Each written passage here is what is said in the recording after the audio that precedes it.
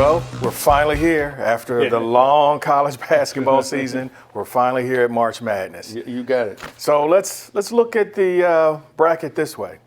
Who are your teams coming out of each region, your Final Four?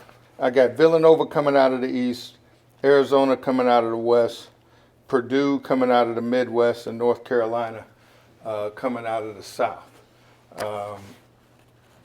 Probably the eyebrow raiser in that bunch is Purdue, but I think Kansas is suspect as a first round. I mean, they lost in the first round of their conference tournament. If you're the number one team in the country, you shouldn't be losing in the first round of your conference tournament. Not at all. So I think that may be a little bit of a signal there, and maybe the other one, Arizona over Gonzaga. Gonzaga beat Arizona early in the year, but that was before Arizona was in full shape with a complete roster. I think Arizona's really playing well now. What about yourself? Who do you like? Well, I disagree with you on a few of them, but we do agree with Villanova. I have them coming out of the East.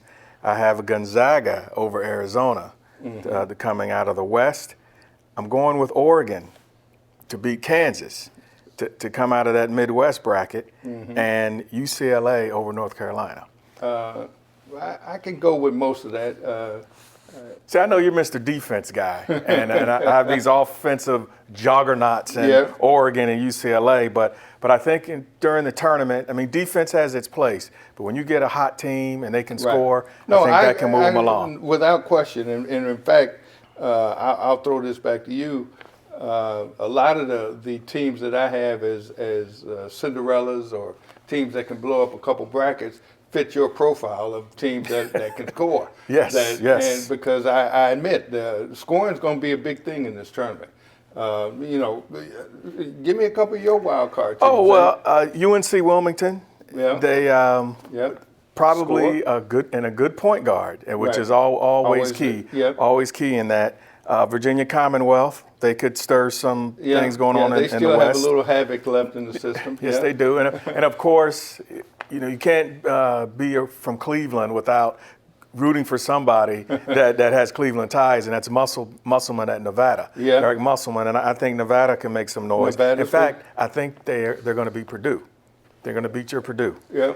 And then Wichita State, why are they a number 10 seed? Yeah, I think it's tough for them. I think they were underseeded. I don't know if they can get out that far, but I do think they were underseeded. They're going to have a tough first-round game with Dayton. They are, and it's going to be a really tough game. And then if Wichita gets past them, then they'll meet Kentucky again. Okay, let me give you my Cinderellas. I'm with you with Wilmington in that East region. I got Vanderbilt, a number 9 seed against Northwestern. Against in the Smarty championship. I got Vanderbilt. They can blow up a couple brackets. I think they could do some damage early for a couple rounds.